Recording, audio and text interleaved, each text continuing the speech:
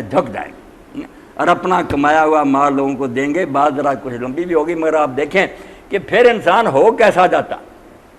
کہ عبداللہ ابن مبارک کی بات رحمۃ اللہ علیہ آگے بھی ہو رہی تھی قلم کی.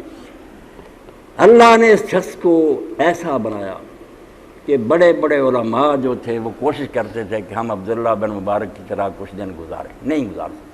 سفیان ثوری رحمۃ اللہ علیہ جیسے ولی اور امام کہتے ہیں میں نے بڑی کوشش کی کہ عبداللہ کی طرح زندگی گزاریں, ایک سال بھی نہیں گزارا.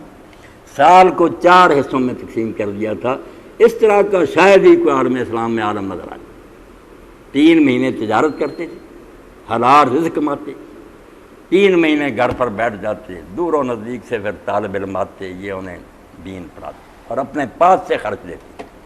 بہت دنیا شاگرد بن, اور 3 مہینے حج اور عمرے کے لیے رکھے ہوئے, اور 3 مہینے پھر مجاہدین کے ساتھ جا کر شریک ہو جاتے جہاد کر.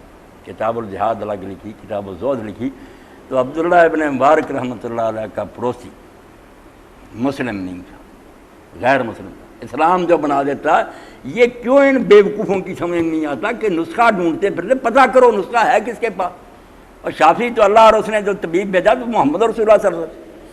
شفاء للناس تو قرآن ہے, اس کو چھوڑ کر سوچ لو جتنے جی چاہے نسخے, روز حکومتیں بدلو, اصلاح ہوگی تو ہماری ناک کاٹ دینا, خرابی بڑھے گی. عبداللہ ابن مبارک رحمۃ اللہ علیہ نے سنا کہ وہ بیچارہ اپنا مکان بیچنے پر مجبور ہو گیا, غریب ہو گیا, پڑوسی. تو لوگوں نے اس سے کہا کہ بھائی آپ کا مکان جو ہے نا 1000 درہم کا. اس نے کہا نہیں 2000 لوں. انہوں نے کہا جس سے جی چاہے ریٹ لگوا اور 1000 کا. اس نے کہا میں خود مانتا ہوں 1000 کا مگر لوں گا 2000. انہوں نے کہا کیوں, دوسرا 1000 کس کا لیتے ہو؟ اس نے کہا جس شخص کا پڑوس چھوڑ کر جا رہا ہوں ایسا پڑوسی نہیں ملے گا. عبداللہ کو چھوڑ کر جائے ایسا پڑوسی کہاں ملے گا. دیکھ اب یہ بات کسی نے حضرت عبداللہ تک پہنچا دی. انہیں نہیں خبر تھی کہ ان کی حالت یہ ہوگی. تو حضرت عبداللہ اس کے پاس گئے, روئے, معافی مانگی.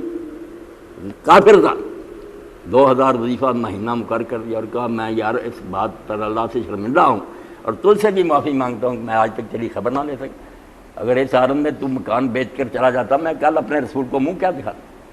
اب یہ برکت دین کی کس طرح یہ لوگ پیدا کر لیں گے جب یہ یقین نہیں پیدا کریں گے کہ جو انویسٹ کرو گے اللہ کے لیے آخرت میں اس کا اجر ملے گا. دنیا کے ہی بتاتے رہو گے انشورنس کرا لو, یہ کرا لو, تو پھر ڈاکو ہی پیدا ہوں گے نا جو دنیا کے پیچھے بھاگیں گے. آخرت تو ذہن سے ہی تم نے نکال دی. وہ آخرت پیدا کرو, یقین جس کی وجہ سے آدمی سب کو لٹا کر بھی سمجھے خسارہ نہیں ہوا یار, بینک میں اصل کھاتے میں چلا گیا. وآخر دعوانا الحمدللہ رب العالمین وصلی اللہ تعالی علی خیر خلقہ محمد علیہ